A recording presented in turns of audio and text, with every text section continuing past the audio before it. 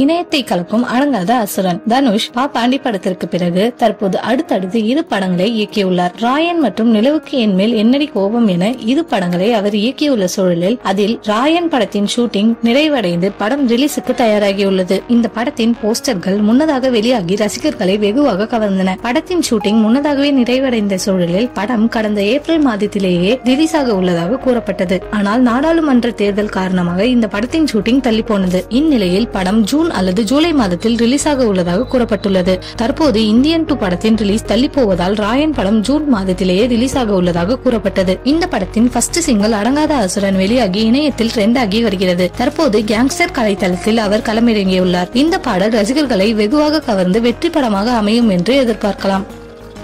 கமலுக்கு மகனாக சிம்பு. கமல்ஹாசன் தயாரிப்பில் கண்ணும் கண்ணும் கொள்ளையடித்தால் படத்தை இயக்கிய தேசிங் பெரியசாமி இயக்கத்தில் சிம்பு இரட்டை வேடத்தில் பிரம்மாண்டமாக நடிக்கப் போவதாக அறிவிக்கப்பட்டு STR 48 திரைப்படம் இன்னமும் ஆரம்பிக்காமல் உள்ள நிலையில் கமல் தற்போது நடித்து வரும் தக் லைஃப் படத்தில் சிம்பு இணைந்துள்ளார். மணிரத்னம் இயக்கத்தில் ஏற்கனவே செக்கச்சிவந்த வானம் திரைப்படத்தில் சிம்பு நடித்திருந்தார். அரவிந்த் சாமி, அருண் விஜய், சிம்பு, ஜோதிகா மற்றும் விஜய் சேதுபதி என பெரிய நட்சத்திர பட்டாளம் அந்த படத்தில் நடித்திருந்தது. அந்த படத்தை தொடர்ந்து பொன்னியின் செல்வன் படத்திலும் சிம்புவை நடிக்க வைக்க மணிரத்னம் முயற்சி செய்தார். ஆனால் அந்த படத்தில் சிம்பு நடிக்கவில்லை. இந்நிலையில் தக் லைஃப் படத்தில் இணைந்துள்ள சிம்பு கமல்ஹாசனின் மகனாக நடித்து வருவதாக தகவல்கள் வெளியாகியுள்ளன. தக் லைஃப் படத்தில் கமலுக்கு ஜோடியாக த்ரிஷா நடித்திருப்பதாக தகவல்கள் வெளியாகிய நிலையில் அபிராமி கமலுக்கு ஜோடியாக நடித்து வருவதாகவும் சிம்புவுக்கு ஜோடியாக த்ரிஷா நடிக்க போவதாகவும் கூறுகின்றனர்.